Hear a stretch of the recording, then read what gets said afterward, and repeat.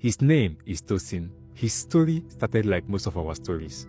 Before Tosin founded moniepoint, he was a staff at InterSwitch.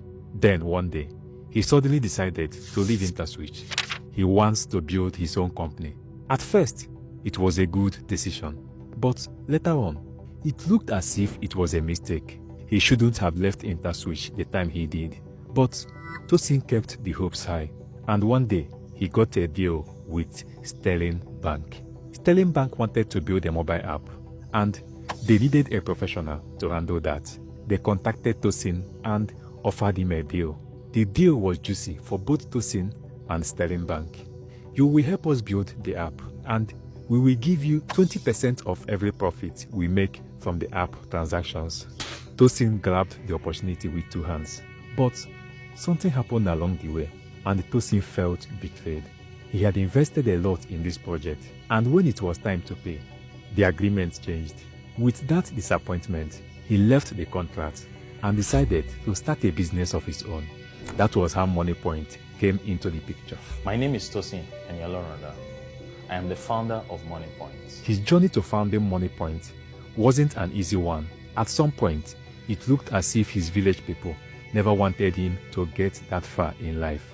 From the disappointment he had after building the Sterling Bank mobile app, to the reason why he left InterSwitch, and down to how moniepoint was almost crumbled after the first 2 months it was launched. We will discuss all this in this video. Imagine a small company losing up to 250 million naira. And also not just losing it, realizing that the way you have to fix it, you have to shut down your platform for 3 weeks plus.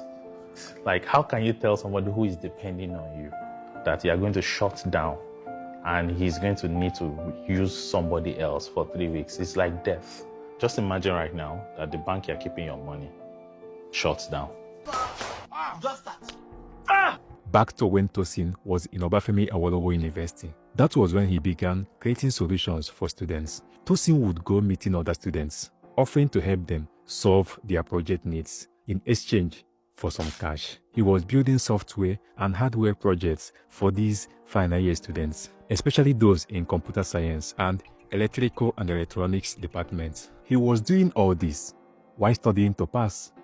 It affected his grades somehow because he left academics for a while and focused more on the money. But that later paid off. After Tosin left the university, it was one of those students he helped to build a project work back in school that helped him get a job at InterSwitch. At InterSwitch, Tosin was employed as a software developer. That was in 2009. He later rose to become a product manager. It was at InterSwitch that he met a guy called Felix Ike. You will get to know who Felix is later on in this video. Tosin went on and spent 5 years at InterSwitch, but one day, he suddenly decided to leave. He felt that the amount of work he was putting in at InterSwitch was not properly appreciated. Before then, Tosin had discovered an easier way to program different POS systems using the same markup language. He felt that this discovery would prove profitable for the company, and he wanted to build it into something special. But he later figured out that the management at InterSwitch may not appreciate the work and the effort in what he wants to create. This was when the idea to start a new company came up. Alongside Felix, they decided to build a company that will provide software solutions to banks. And what we're building were software solutions for banks. So it's standard projects. You go to a bank, they give you a project. Those days they will give us mobile applications to build. So like Sterling Bank, we built their mobile app. Unity Bank, then most of the banks use our merchant acquiring solution and corporate banking. Zenith Bank, First Bank, Providus, almost all of them. They called their new company Team Apt. That was in 2015. At this point, you might be wondering, how did Introvert become part of this Tosin story? Because the title of this video said, The Introvert That Owns moniepoint. Well, Tosin is not just a normal introvert. This lifestyle helped him to get where he is. When he was younger, as one of those kids raised in Ibadan, his mother never wanted them to play around with other kids. That was when Tosin developed the likeness to what he is doing today. Because I didn't have a lot of toys, I used to build toys and, those car things that you just be pulling around and be running around the streets.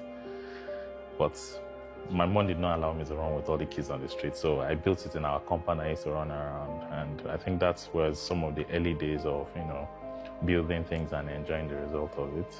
These days, of course, we are building much more bigger things. So he started building technology at a very young age. Today, he is providing financial solutions to millions of Nigerians. According to him, moniepoint processes about 20 million transactions every day. But before they got to what moniepoint is today, remember I told you they called their company TeamApt. So with TeamApt, they were majorly interested in helping banks to build software solutions. That was when they got the Sterling Bank deal. Tosin thought the deal would change their lives forever. It was a revenue sharing arrangement where we were supposed to take 20% of what the bank was making. And it was a good model because it was a recurring revenue model, not like a contract model. And when the revenue started coming in, something like 5 million naira per month to 6 million naira per month, then the bank now said that, why should we be paying these boys this kind of money? It is too much. It will soon become 10 million, it will soon become 15 million. That's after we have killed ourselves. I lost tons of engineers to that project. That was the first time I cried in entrepreneurship. Then, the bank decided to make some adjustments to the agreement. According to Tosin, they now came up with a new offer. And they were not like, it's too much, we can't pay you. You need to take an arrangement where it's no longer 20%, but it's 20% up to say maybe 8 million naira per month.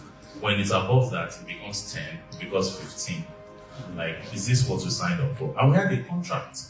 And the threat was that if you don't take it, we're going to build our own.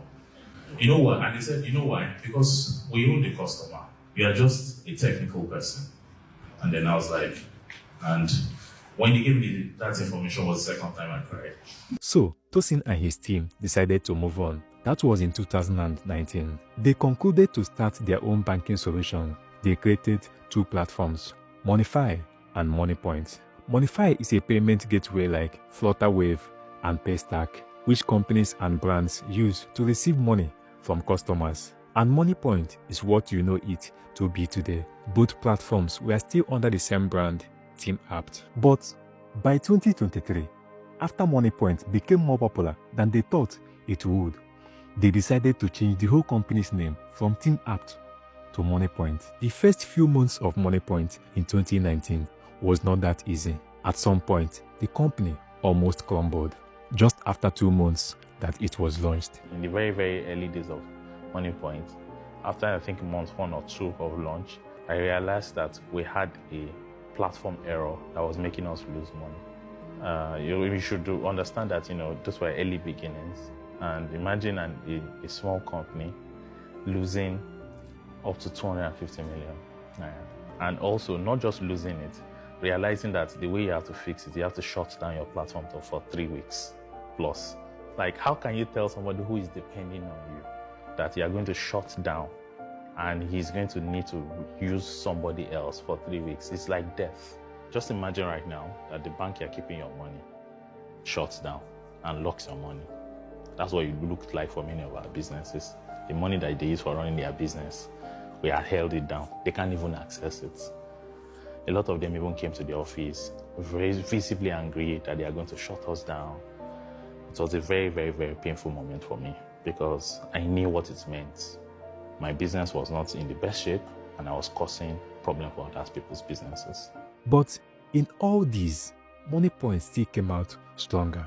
The biggest win moniepoint enjoyed was when the Nigerian government announced the withdrawal of old Naira notes and introduced new ones. That was in March 2023, when, as part of the effort to strengthen the drive to adopt a cashless policy, combat inflation, and as a way to prevent fraud, the Central Bank of Nigeria started to redesign the Nigerian Naira. This led to scarcity of cash and increased people's reliance on digital payments. Then, Nigerians mostly made use of debit cards and transfers for payments.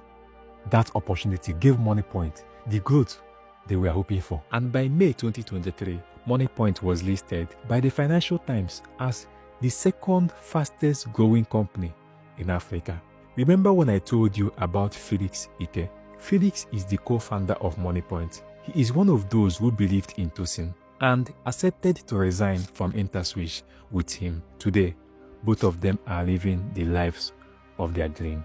moniepoint currently processes over 800 million transactions monthly, and the value of these monthly transactions are estimated to be a bit above $17 billion.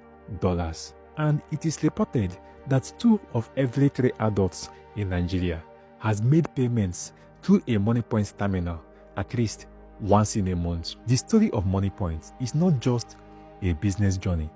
It is also a business lesson that every business-minded person needs to know. I believe you learned something new. At this point, why not click that subscribe button and like the video too? Thank you for being there.